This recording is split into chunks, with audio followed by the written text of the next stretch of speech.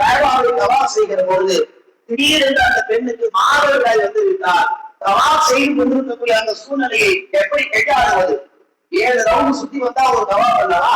அப்படி நாம் அதை சுத்தி வருகிற பொழுது 4 ரவுண்டுல நமக்கு மாதவிடாய் வந்துட்டா இப்ப அந்த பெண் என்ன செய்ய வேண்டும்? தவாப்பை தொடர வேண்டுமா? அது தவாப்பை துண்டிக்க வேண்டுமா? இது மாதிரி கனிமாவிலிருந்து, தொழுகையிலிருந்து, நோன்பிலிருந்து, அச்சிலிருந்து ஏற்படக்கூடிய சிறு சிறு தவறுகளுக்கு அப்போ போய் ஜமாத்துலையோ அல்லது ஆலிமேட்டையோ நாம் தேடி சட்டங்களை தெரிஞ்சு அதை நிவர்த்தி பண்றதை விட சில முக்கிய அடிப்படை சட்டங்களை நாம் தெரிந்து வைத்திருக்க வேண்டும். தவறு நடக்கிற பொழுது அந்த தவறுக்கான பரிகாரத்தை நாமே சரி செய்து கொள்ளலாமே. அந்த வரிசையில் தான் தெரிய வேண்டும் சட்டங்கள். எந்த சட்டங்கள்? நாம் இன்னும் ஒரு வாரத்துக்கு கொடுக்கக்கூடிய குர்பானியுடைய சட்டங்கள். நிறைய பேர் என்ன செய்யறாங்க? ஆட்டை அழகா வாங்கிடுறாங்க, அதை அறுக்கிறதுக்கு ஆட்களை கூட்டுறாங்க, அதை கூடு போறதுக்கு ஆட்களை கூட்டுறாங்க, அதை பங்குறதுக்கு ஆட்களை ஏற்பாடு பண்ணிடுறாங்க.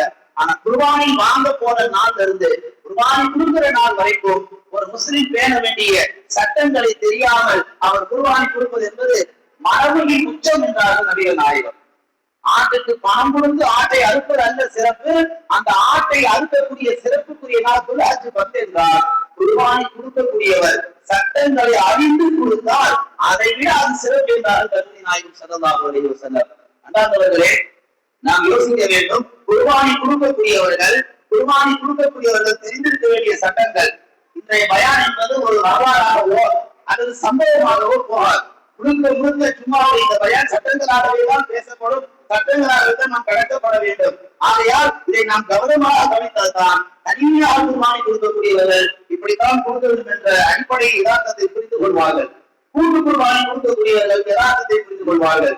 மார்க்கத்தின் பார்வையில் தனியாக குர்பானி கொடுக்கக்கூடிய சட்டத்தின் நிறைவாடுகள் என்ன, மார்க்கத்தின் பார்வையில் கூட்டு குர்பானி கொடுக்கக்கூடிய சட்டத்தின் நிறைவாடு என்ன என்பதையெல்லாம் நாம் தெரிந்திருக்க வேண்டும். வேற என்ன தெரியுமா? இவங்க எல்லாம் யாருமே குர்பானி கொடுக்கறவங்க கிடையாது. பெரும்பாலும் இந்த சின்ன பிள்ளைங்க பார்த்தா குர்பானி கொடுக்குறாங்க தெரியல, தேன்டாய் வாங்கி சாப்பிடுறதுக்கும் வாங்கிட்ட காசு இருக்கான்னு தெரியல அவங்களுக்கு. ஆனா அசைவ குர்பானி கொடுக்கக்கூடியவர்கள் இன்னும் வீட்டை குடிச்சிட்டு இருக்கிறாங்க. அசைவ கூட்டு குர்பானி கொடுக்க இன்னும் வீட்டை அக்கறை அடிச்சுட்டு இருக்கிறாங்க. ஒரு முக்கிய சட்டங்கள் சும்மா என்றாலே இந்த சமூகத்துக்கு ஏதோ ஒரு நல்ல மெசேஜ் பாரம்பரிய பந்திகளில் சொல்லுவார் என்பதையும் மறந்த சமூகமாக ஒவ்வொரு சும்மாவை நாம் கடந்து கொண்டிருக்கிறோம். சும்மாவை தவறவிடக்கூடியவர்கள், குறிப்பாக அந்த பயானை தவறவிடக்கூடியவர்கள் மழையாக இந்த உம்மத்தில வாழ்வார்களுடைய அறிவாளிகளாக வாழவே முடியாது. நண்பர்களே, குர்பானி கொடுக்கக்கூடியவர்கள், தனித்து குர்பானி கொடுக்கக்கூடியவர்கள் 4 விஷயங்களை முதலில் கவனிக்க வேண்டும். முதல் செய்தி, குர்பானி முதலில் கொடுக்கக்கூடியவர்கள் முஸ்லிமாக இருக்க வேண்டும். ஒரு ஆண் ஆடு கொடுக்கிறாருன்னா, ஒரு பெண் ஒரு ஆட்டை கொடுக்கிறாங்கன்னா அவங்க முதலில் இருக்க வேண்டிய சட்டம் என்ன? அவங்க இஸ்லாத்தில் முஸ்லிமாக இருக்க வேண்டும். 2வது, குர்பானி கொடுக்கக்கூடியவர்கள் பிறை 10, பிறை 11, பிறை 12 3 நாட்கள் உள்ளூர்ல தங்கி இருக்கணும். வெளியூர்ல இருக்கிறதல்ல. குர்பானி தனித்து கொடுக்கக்கூடியவர்கள் அது எந்த ஊராக இருந்தாலும் சரி 3 நாட்கள் அந்த ஊருக்குள்ளே இருக்கணும். முதல் பிறைக்கு ஒரு ஊர்ல, கடைசி பிறை அப்படி கிடையாது. தொடர்ந்து 3 நாட்கள் ஏதாவது ஒரு ஊரில் இருந்தால் அவர் குர்பானி கொடுப்பது தாய். 3வது, குர்பானி கொடுக்கக்கூடியவர்கள் வசதி பெற்றவர்களாக இருக்க வேண்டும். கட்டாயமாக அந்த நேரத்தை கடன் வாங்கி கொடுக்க கூடாது, வசதி இருக்க வேண்டும். 4வது, குர்பானி கொடுக்கக்கூடியவர்கள் புத்தி அறிவுள்ள ஒரு அறிவாளியாக இருக்க வேண்டும். இந்த 4 சட்டத்திற்கு தனித்து ஆடு கொடுக்கக்கூடியவர்கள் வந்தால் அவர்கள் கண்டிப்பாக குர்பானி கொடுத்தே ஆக வேண்டும்.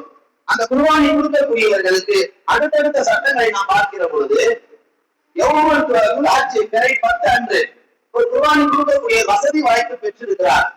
அந்த 3 நாட்களில் தான் தன் குடும்பத்திற்கு பணம் தர வேண்டும், தன்னுடைய வாழ்வாதாரத்தையும் பார்த்துக் கொள்ள வேண்டும். இப்படி இந்த தன்னுடைய குடும்பத்திற்கு பராமரிக்கக்கூடியவராகவும் தன்னுடைய வாழ்வாதாரத்தை பார்த்துக் கொள்ளக்கூடியவர்கள் இருக்கக்கூடிய இவர் துல்ஹஜ் பிறை 10, 11, 12 இந்த 3 நாட்களில் தனக்கும் தன் குடும்பத்திற்கும் போக பணம் இருந்தால், வசதி இருந்தால் அவர் குர்பானி கொடுக்க வேண்டும். இது ஒரு சட்டம். குர்பானியுடைய நாட்களில் குர்பானி கொடுக்கக்கூடியவர்கள் அதிக வசதி வாய்ப்புகள் பெற்றிருந்தார். துல்ஹஜ் பிறை